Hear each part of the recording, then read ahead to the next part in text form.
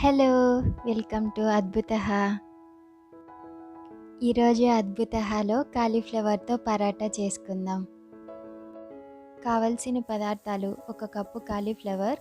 ముందుగా మనం వాటర్‌లో పసుపు, ఉప్పు వేసుకొని కాస్త మరిగిచ్చి ఆ కాలీఫ్లవర్‌ని 5 నిమిషాల వరకు ఇలా ఉంచి తీసేయాలి. ఇలా చేయడం వల్ల ఏదైనా చిన్న చిన్న పురుగులున్నా కూడా చనిపోతాయి. ఇప్పుడు మీ స్పైస్ లెవెల్ని బట్టి కొన్ని పచ్చిమిరపకాయలు, అల్లం, వెల్లుల్లి, జీలకర్ర వేసి పేస్ట్ చేసి పక్కన పెట్టుకోండి. ఇప్పుడు మిక్సీలో ముందుగానే మనం క్లీన్ చేసి పెట్టుకున్న కాలీఫ్లవర్ ముక్కల్ని వేసి కచ్చా పచ్చాగా గ్రైండ్ చేసి పెట్టుకోండి. ఇప్పుడు స్టవ్ మీద మూకుడు పెట్టుకొని ఆయిల్ వేసుకొని ఒక స్పూన్ జీలకర్ర, ఒక స్పూన్ సోంఫ్, 4-5 మెంతులు, ఒక స్పూన్ తెల్ల నువ్వులు, నల్లవైనా వేసుకోవచ్చు, మరియు హాఫ్ స్పూన్ వరకు వాము వేసుకోవాలి.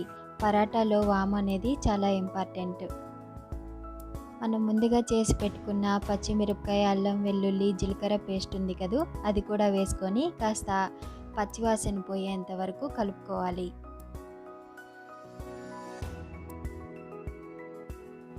ఇలా ఆయిల్ అంతా బాగా రిలీజ్ అవుతున్నప్పుడు కాస్త ఉప్పు మరియు పసుపు వేసుకోవాలి.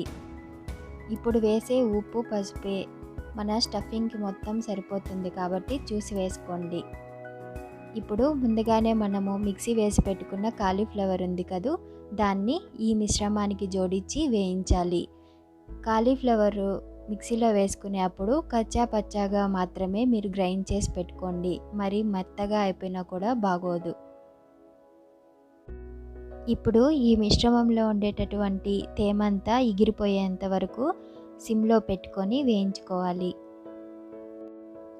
తేమంతా ఎగిరిపోయి పొడి పొడిలాగా రావడానికి నాకు 5-10 నిమిషాల వరకు టైం పట్టింది.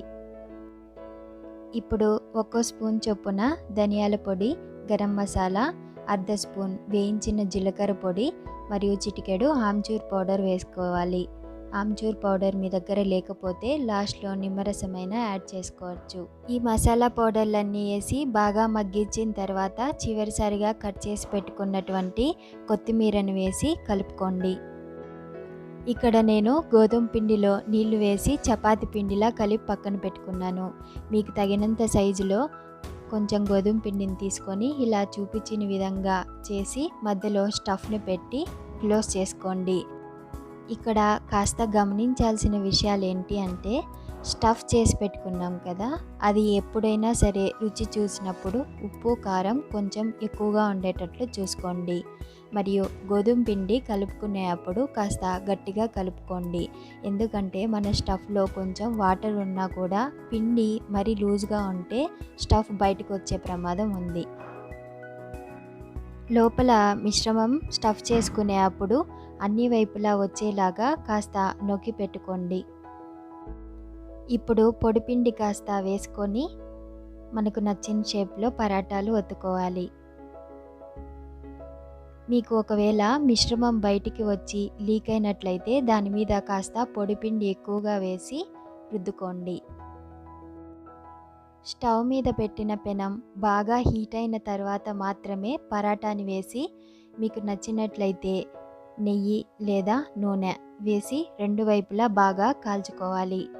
బాగా గుర్తుపెట్టుకోండి, పెనం మాత్రం బాగా వేడిగా ఉండాలి. ఇక మీరు అస్సలు ఆలస్యం చేయకుండా నేను చెప్పినట్లుగా ఒకసారి ట్రై చేసి చూడండి. అచ్చంగా డాబా స్టైల్లో పొంగుతూ వచ్చేటటువంటి ఈ అద్భుతమైన రుచి కలిగిన కాలీఫ్లవర్ పరాటా ఇంట్లోనే మీరు ఆస్వాదించవచ్చు.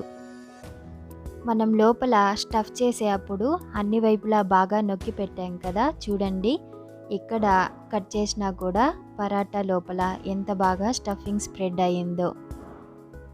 ఈ పరాటాల్ని పెరుగుతో కానీ టొమాటో సాస్తో కానీ లాగించేయచ్చు. ఈ వీడియో మీకు నచ్చిందా? అయితే దయచేసి లైక్ చేయండి, షేర్ చేయండి, అద్భుతహాని సబ్స్క్రైబ్ కూడా చేసుకోండి.